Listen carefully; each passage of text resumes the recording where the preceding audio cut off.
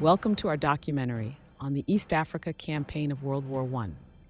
This campaign, fought between the Germans and the British along with their allies, was characterized by unique terrain and distinct warfare compared to Europe.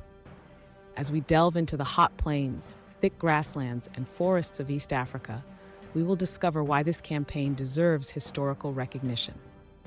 While the Western Front was known for trench warfare, East Africa presented unique military challenges and battles that shaped strategies and countless lives. Join us as we explore this remarkable chapter in history. To understand the roots of this campaign, we must first look at Germany's colonial ambitions in Africa. Germany aimed to link its territories, creating the proposed Deutsche Mittelafrika, or German Central Africa. The foundation for this plan lay in German East Africa, where they held power despite significant challenges. From 1905 to 1907, the Maji Maji rebellion saw tens of thousands rise against German rule, only to be brutally suppressed, solidifying German control. This ruthless approach set the stage for their military strategies during World War I. By understanding Germany's desire for a connected African empire, we uncover the motivations that fueled their actions throughout the East Africa campaign. The East Africa campaign began with a series of naval engagements and ground mobilizations, setting the stage for early battles such as the Battle of Tanga and the Battle of Kilimanjaro. The British Expeditionary Force, significantly larger, faced well-prepared German defenses.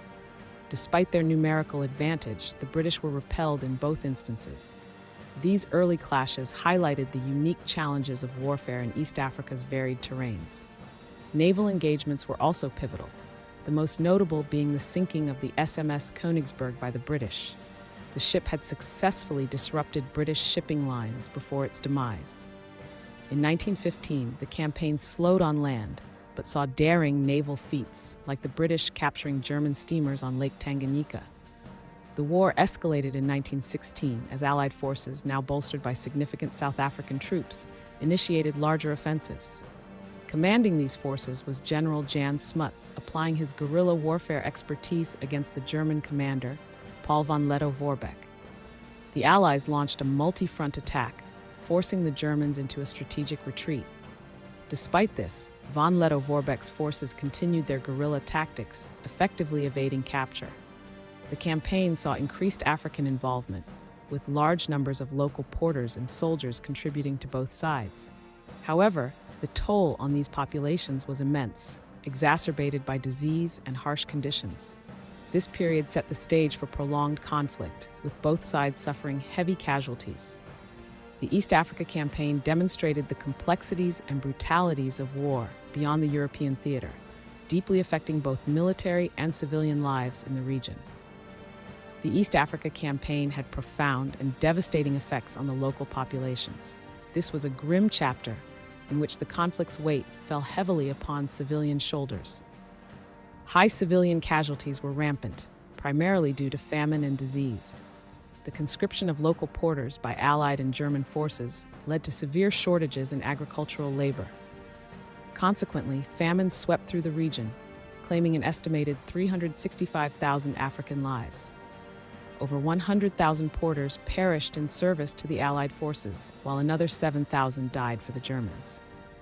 The role of local African soldiers, or askaris, was crucial, yet came at a tremendous cost. They fought in conditions that exacerbated the spread of diseases like malaria and dysentery, further increasing the death toll. These staggering losses illustrate the ruthlessness and enduring impact of the East Africa campaign, revealing the true human cost of this often overlooked front of World War I.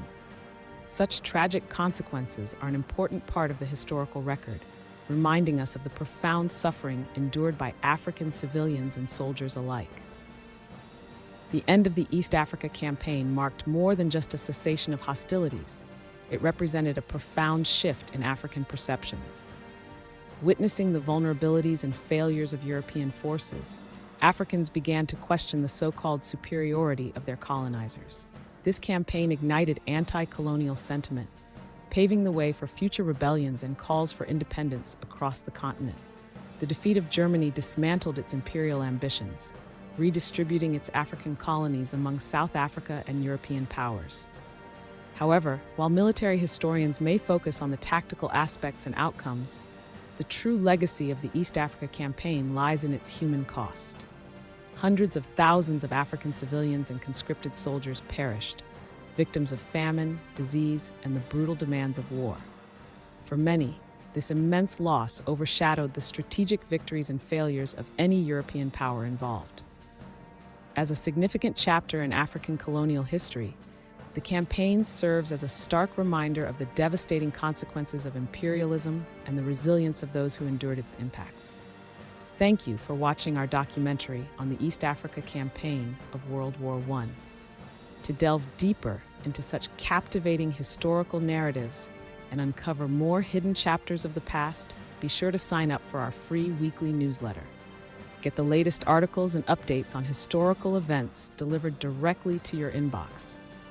Don't miss out on your chance to expand your knowledge and stay informed with our curated content. Subscribe now to join our community of history enthusiasts and keep exploring the intricate tapestry of world history.